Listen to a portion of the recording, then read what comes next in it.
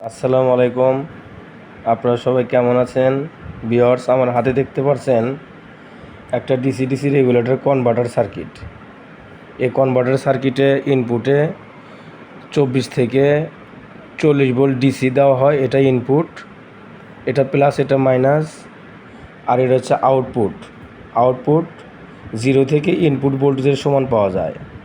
আপনাদের প্রয়োজন অনুসারে এই ভেরিয়েবলটা ঘুরিয়ে ভোল্টেজ আউটপুটে কমায় বাড়ায় আপনারা কাজ করতে পারবেন। অনেক সময় দেখা যায় যে আমাদের 3 ভোল্টের প্রয়োজন হয়, 1.5 ভোল্টের প্রয়োজন হয়, 5 ভোল্টের প্রয়োজন হয়, 9 ভোল্ট 12 ভোল্টের প্রয়োজন হয়, আর এত পাওয়ার সাপ্লাই ব্যবহার করা সম্ভব না। তাই একটি পাওয়ার সাপ্লাই ইউজ করে আপনারা আউটপুটে বিভিন্ন ধরনের ভোল্টেজ নিজে থেকেই কম বেশি করে নিতে পারবেন। যেমন আমি দেখাচ্ছি আপনাদেরকে কীভাবে এটা আউটপুটের ভোল্টেজটা কম বেশি করা যায়। দেখুন, ইনপুটের ভোল্টেজটা আগে আপনাদেরকে চেক করে দেখাই। এখানে আছে আমার ইনপুটে আছে 24 ভোল্ট ডিসি। এখন এখানে ইনপুটের কানেকশনটা দিয়ে নিয়ে এখানে এটার সাথে পজিটিভ, এটার সাথে নেগেটিভ প্রুফ। দেখেন, এখন আমি ভোল্টেজটা এখন আছে 1.2 ভোল্ট আউটপুটে। এখন আমি এই ভেরিয়েবলটা যদি কমাই ভোল্টেজ আরও কমবে, আর যদি ডান দিকে ঘুরাই ভেরিয়েবলটা তাহলে ভোল্টেজ বাড়বে। এই যে দেখেন বন্ধুরা, 2.3 ভোল্ট। আপনাদের প্রয়োজন অনুযায়ী আউটপুটের ভোল্টেজটা কম বেশি করে রাখতে পারবেন।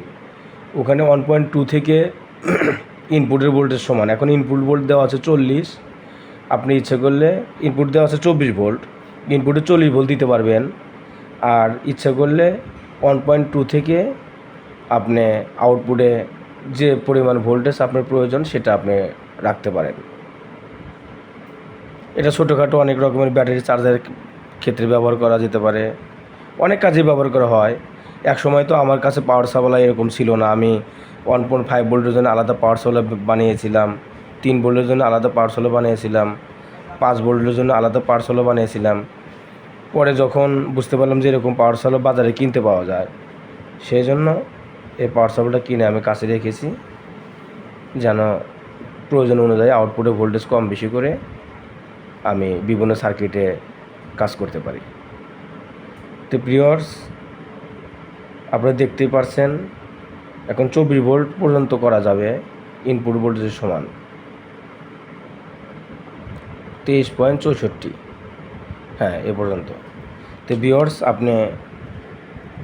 আপনারা কার্ডের নিচের স্পেসিফিকেশনটা দেখেন, পাওয়ার সাপ্লাইটি LM2596 ডিসি। এই লেখাটা থাকলেই আপনারা আউটপুট, LM2596 হচ্ছে স্টেপ ডাউন, আরেকটা আসলে স্টেপ আপ, যেটা ইনপুটে 5 ভোল্ট থেকে আউটপুটে 24 ভোল্ট পর্যন্ত পাবেন। সেই কনভার্টারটা নিয়ে এর পরবর্তীতে আমি ভিডিও বানাবো। তো ভিউয়ার্স, আজকে এখানে শেষ করলাম। যদি আপনাদের আমার ভিডিওটা দেখে যদি কোনো উপকৃত হয়ে থাকেন, এমনকি ভালো লাগে, তাহলে চ্যানেলটি সাবস্ক্রাইব দিয়ে চ্যানেলটির সাথে থাকুন, আর লাইক এমন